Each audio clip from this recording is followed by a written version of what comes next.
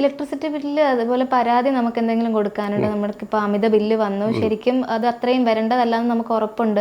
അപ്പം അല്ലെങ്കിൽ മറ്റെന്തെങ്കിലും ഒരു കാരണം കൊണ്ട് നമുക്ക് പരാതി കൊടുക്കണമെന്നുണ്ടെങ്കിൽ അതിന് ആരെയാണ് സമീപിക്കുന്നത്? ഇപ്പോൾ നിലവിൽ പുതിയതായിട്ട് നമ്മൾ KSEB ഒരു ആപ്പ് തുടങ്ങിയിട്ടുണ്ട്. പ്ലേ സ്റ്റോറിൽ നിന്ന് നമുക്ക് ഈ KSEB എന്നുള്ള പേര് കൊടുത്താൽ ഒരു ആപ്പ് കിട്ടും. ആ ആപ്പ് ഡൗൺലോഡ് ചെയ്ത് നമ്മളുടെ ഒരു അക്കൗണ്ട് ക്രിയേറ്റ് ചെയ്യാൻ നമുക്ക് വേണ്ടത് നമ്മളുടെ കൺസ്യൂമർ നമ്പർ. ആ കൺസ്യൂമർ നമ്പർ ഉണ്ടെങ്കിൽ നമുക്കൊരു അക്കൗണ്ട് ക്രിയേറ്റ് ചെയ്യാം. ആ അക്കൗണ്ട് ക്രിയേറ്റ് ചെയ്ത് കഴിഞ്ഞാൽ നമുക്ക് അതിൽ എല്ലാ പരാതികളും അതിൽ കൊടുക്കാം. അതുപോലെ നമുക്ക് സപ്ലൈ പോയി, അല്ലെങ്കിൽ സപ്ലൈ വോൾട്ടേജ് കൂടുതൽ, കറണ്ട് ഇല്ല, ആ വക കംപ്ലൈൻറ്റുകളെല്ലാം തന്നെ ആ ആപ്പ് വഴി കൊടുക്കാൻ പറ്റും. അതുപോലെ തന്നെ നമുക്ക് ഇപ്പോൾ നമ്മുടെ പേര് മാറ്റണം, കണക്ഷൻ്റെ പേര് മാറ്റണം, അല്ലെങ്കിൽ ഈ മീറ്റർ ഒന്ന് ഷിഫ്റ്റ് ചെയ്യണം, അങ്ങനെയുള്ള KSEB ആയിട്ട് ബന്ധപ്പെട്ട ഏത് കാര്യത്തിനും ഈ ആപ്പ് ഉപയോഗിച്ച് ചെയ്യാൻ പറ്റും. അപ്പോൾ ഇപ്പോൾ ഓൺലൈനായിട്ട് ചെയ്യാനുള്ള സൗകര്യമുള്ളതുകൊണ്ട് ആർക്കും തന്നെ ഓഫീസിൽ പോകേണ്ട കാര്യമില്ല. പക്ഷെ നമ്മൾ ഈ ഓൺലൈനൊക്കെയാണെങ്കിൽ വിശ്വാസക്കുറവുണ്ട് ആൾക്കാർക്ക്.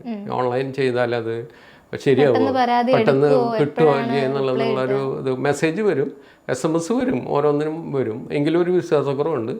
അങ്ങനെയാകുമ്പോൾ ആൾക്കാർ നേരെ ഓഫീസിലേക്ക് ചെല്ലും. ഓഫീസിൽ നിന്ന് പരാതി കൊടുക്കാം, അതും കൊടുക്കാം, ഓഫീസിലും പരാതി കൊടുക്കാം, അതിനൊന്നും പ്രശ്നമില്ല. ഓഫീസിൽ ചെല്ലുകയാണെങ്കിൽ അവിടെ ഫ്രണ്ട് ഓഫീസിൽ ആളുണ്ടായിരിക്കും. ആ ഫ്രണ്ട് ഓഫീസിലെ ആളോട് ചോദിച്ചു കഴിഞ്ഞാൽ ആൾ പറയും ആരുടെ അടുത്താണ് ഈ പരാതി കൊടുക്കേണ്ടത് എന്നുള്ളത് അവർ പറഞ്ഞു തരും. അപ്പോൾ അതിനനുസരിച്ച് പരാതി കൊടുത്താൽ നമുക്ക് പരാതി കൊടുക്കാവുന്നുള്ളൂ. അപ്പോൾ ഈ 2 തരത്തിലും പരാതികൾ കൊടുക്കാം. ഏത് കൊടുത്താലാണ് നമുക്ക് ഏറ്റവും വേഗത്തിൽ ഇത് പ്രോസസ്സ് ചെയ്ത്? ഇത് ഈ മറ്റേ ആപ്പിൽ കൊടുക്കുന്നതാണ് ഞാൻ പറയണമെങ്കിൽ കുറച്ചും കൂടി ഫാസ്റ്റ് ആവുക. എന്താ വെച്ചാൽ അത് സെൻട്രലി മോണിറ്റേർഡ് ആണ്. ഇതിൻ്റെ സകല സ്റ്റെപ്പും നമ്മൾക്ക് തിരുവനന്തപുരത്തൊരു കോൾ സെൻറ്റർ ഉണ്ട്. ആ സെൻറ്ററിൽ ഇത് മോണിറ്റർ ചെയ്തുകൊണ്ടിരിക്കുന്നുണ്ട്. അതുകൊണ്ട് നമ്മൾ സെക്ഷൻ ഓഫീസിൽ കൊടുക്കുന്ന ഒരു പരാതി വേറെ ആരും മോണിറ്റർ ചെയ്യില്ല. പക്ഷേ ഈ ആപ്പ് വഴി കൊടുക്കുന്ന പരാതി അവിടെ നിന്ന് മോണിറ്റർ ചെയ്യുന്നുണ്ട്.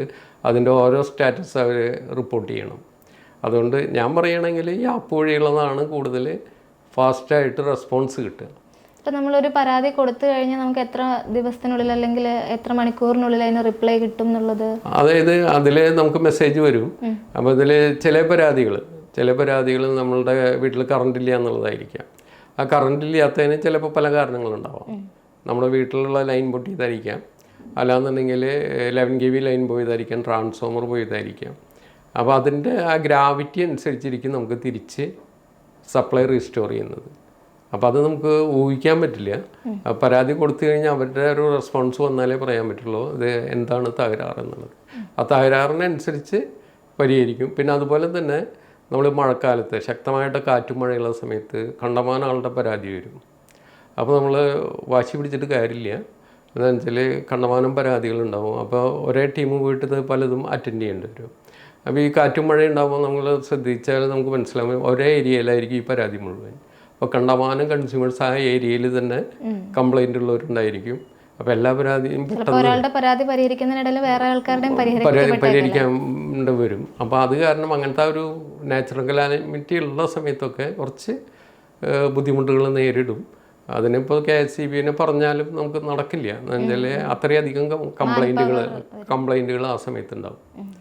അതാണ് പരാതിയുടെ ഒരു സ്ഥിതി. പിന്നെ നമുക്ക് പരാതികൾ കംപ്ലൈൻറ്റ് കൊടുത്തു കഴിഞ്ഞിട്ട് നമ്മുടെ പരാതി അറ്റൻഡ് ചെയ്തില്ല എന്നൊക്കെ തോന്നുകയാണെങ്കിൽ അതിനുള്ള സംവിധാനമുണ്ട്. നമുക്ക് ഇത്ര മണിക്കൂറിനുള്ളിൽ, ഇപ്പം നമ്മൾ സാധാരണ ഒരു നാട്ടിലാണ് അല്ലെങ്കിൽ ടൗൺ ഏരിയ വില്ലേജിലൊക്കെ ആണെങ്കിൽ ഇത്ര മണിക്കൂറിനുള്ളിൽ സപ്ലൈ റീസ്റ്റോർ ചെയ്യണമെന്ന് നിയമമുണ്ട്. ഒരു സ്റ്റാൻഡേർഡ് ഓഫ് പെർഫോമൻസ് ഉണ്ട് KSEBക്ക്. അതനുസരിച്ച് ആ സമയം കൊണ്ട് സപ്ലൈ റീസ്റ്റോർ ചെയ്യണം. അപ്പോൾ അത്രയും സമയം കൊണ്ട് റീസ്റ്റോർ ചെയ്തില്ലെങ്കിൽ നമുക്ക് കോമ്പൻസേഷൻ തരണം. ഈ കൺസ്യൂമർക്ക് കോമ്പൻസേഷൻ കൊടുക്കണം.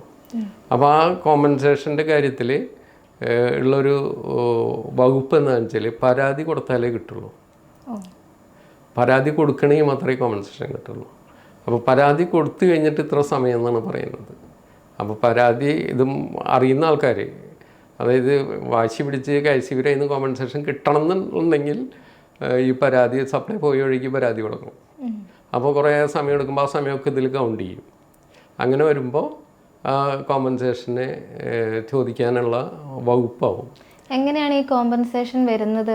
എത്ര മണിക്കൂർ അല്ലെങ്കിൽ എത്ര അതായത് യൂണിറ്റ് അങ്ങനെ? അതായത് ഇപ്പോൾ നമ്മൾ സാധാരണ രീതിയിൽ ഒരു 6 മണിക്കൂറാണ് ടൗണിൽ, 6 മണിക്കൂറിൻ്റെ ഉള്ളിൽ കറണ്ട് വന്നില്ലെങ്കിൽ കോമ്പൻസേഷൻ അർഹതയുണ്ട്. റൂറലാകുമ്പോൾ 8 മണിക്കൂറിനുള്ളിൽ, അങ്ങനെ ഓരോന്നിനും ഓരോ സമയമുണ്ട്. അതുപോലെ ലൈൻ പൊട്ടി വീണതാണെങ്കിൽ അതിനൊരു സമയം പറഞ്ഞിട്ടുണ്ട്. നമ്മുടെ 11 kV ലൈൻ പൊട്ടിയതാണെങ്കിൽ അതിനൊരു സമയം പറയുന്നുണ്ട്. ട്രാൻസ്ഫോമറിൻ്റെ ആണെങ്കിൽ അതിനൊരു സമയം പറയുന്നുണ്ട്. ഓരോന്നിനും ഓരോ സമയപരിധി വെച്ചിട്ടുണ്ട്. ആ സമയത്തിനകത്ത് റിസ്റ്റോർ ചെയ്തില്ലെങ്കിലാണ് നമുക്ക് ഈ കോമ്പൻസേഷൻ അർഹത. പിന്നെ KSEB ആയിട്ടുള്ള നല്ല ബന്ധം നിലനിർത്താനായിട്ട് ആരും ഈ കോമ്പൻസേഷന് പോവാറില്ല. ഈ കോമ്പൻസേഷൻ എന്ന് പറയുമ്പോഴും ഇതിന് എങ്ങനെയാണ് നമുക്ക് ഈ ഒരു എമൗണ്ട്? അതായത് ചില കേസിൽ മണിക്കൂറിന് 25 രൂപ വെച്ച് കിട്ടും, ചില കേസിൽ ദിവസത്തിന് 25 രൂപ, അങ്ങനെ ഓരോന്നിനും ഓരോ റേറ്റ് റെഗുലേറ്ററി കമ്മീഷൻ ഫിക്സ് ചെയ്തിട്ടുണ്ട്. നമുക്ക് ചില ദിവസം രാവിലെ മെസ്സേജ് വരുമല്ലോ, വൈകിട്ട് 5 മണി വരെ കറണ്ട് ഉണ്ടാവില്ല. അങ്ങനെ വരുമ്പോൾ നമുക്കിത് പോസിബിൾ അല്ലല്ലോ. പോസിബിൾ അല്ല, അതിനാണ് മെസ്സേജ് തരുന്നത്. അത് പ്ലാൻഡ് ഷട്ട് ഡൗൺ ആണ്. പ്ലാൻഡ് ഷട്ട് ഡൗണിന് കോമ്പൻസേഷൻ കിട്ടില്ല, ബ്രേക്ക് ഡൗൺ ആണ് കോമ്പൻസേഷൻ കിട്ടുക. അപ്പോൾ പ്ലാൻഡ് ഷട്ട് ഡൗണിൽ ഒരു സമയം പറഞ്ഞിട്ടുണ്ടെങ്കിൽ ആ സമയത്തിനനുസരിച്ച് അത്രയും സമയം നമുക്ക് പരാതി ഉന്നയിക്കാനായിട്ട് സാധിക്കില്ല. അതിന് ശേഷം വന്നില്ലെങ്കിൽ പരാതി ഉന്നയിക്കാൻ സാധിക്കുക. പ്ലാൻഡ് ഷട്ട് ഡൗണിൻ്റെ സമയം കഴിഞ്ഞിട്ടും വന്നിട്ടില്ലെങ്കിൽ പരാതി ഉന്നയിക്കാനായിട്ട് പറ്റും.